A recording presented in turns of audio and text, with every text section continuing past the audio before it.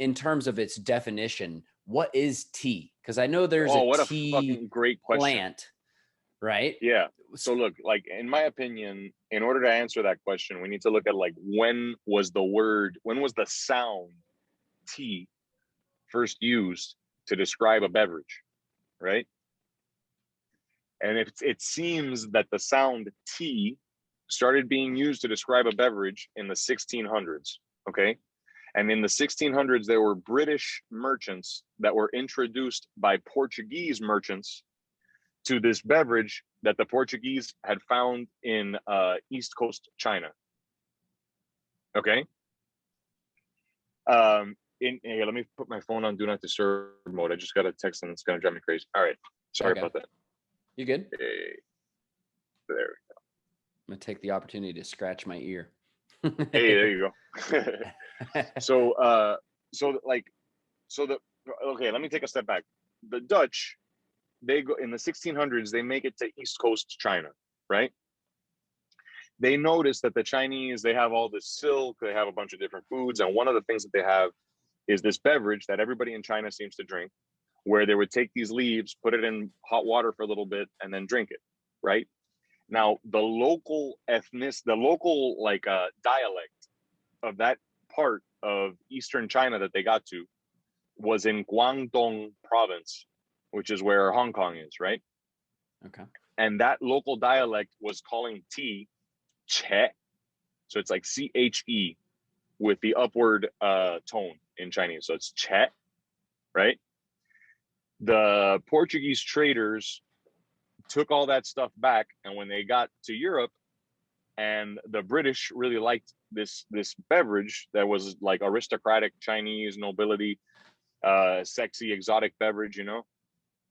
The Dutch traders explained. I said Portuguese. No, it was Dutch traders, not Portuguese. I apologize. So the Dutch traders were like, this is called te. So they took che and named it te in trying to communicate it to the British. Okay. Then the British took te and they called it tea.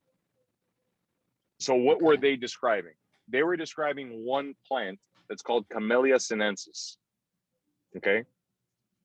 Camellia sinensis is the plant from which we get white tea, green tea, yellow tea, black tea, oolong tea, pu'er tea, both raw and ripe pu'er tea, and what's called dark tea or fermented tea.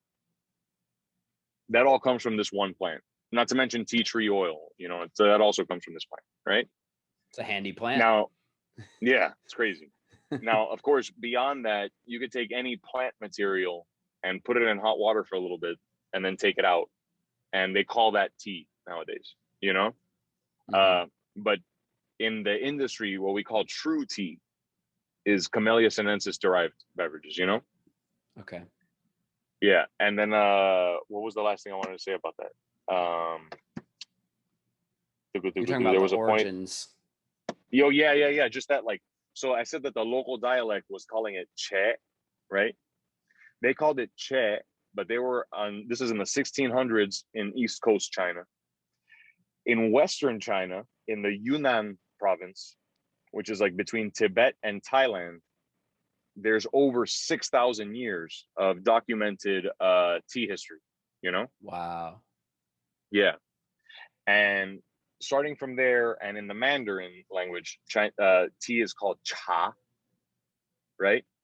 Okay. So as it went westward into like the Arab Peninsula and into India, it became like chai and sha. But as it went eastward, it became che and then te and then tea, you know? Wow. So like tea, te, che, cha, chai, and sha is all talking about one plant. Wow. I did not know that. That's like a mind blown right there. Like chai latte, you know, chai tea. That's like saying tea. You know? So does chai come from the camellias? So chai, Camellia sinensis, right? Sinensis, okay.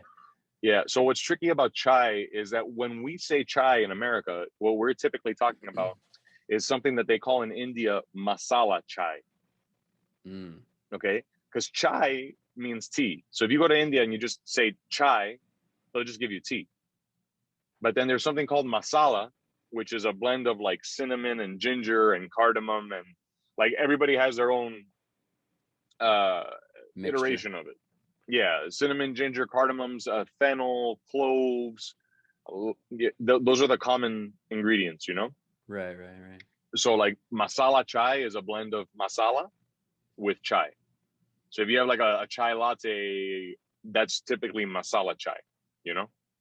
Wow. Yeah, I didn't know that. So what's the difference between and strictly speaking of Camellia I still can't say it. Sinensis. It's like, think of it like this. I'll help you. Yeah. It's like Latin for Chinese. Sino is Latin for Chinese. So sinensis, what they're saying is that it's the camellia from China. Sinensis. Camellia sinensis. Okay. So what's the difference between, strictly speaking of Camellia sinensis? Boom, nailed it. What's the difference between making tea from the dried versus the fresh leaves? Because I know there's different.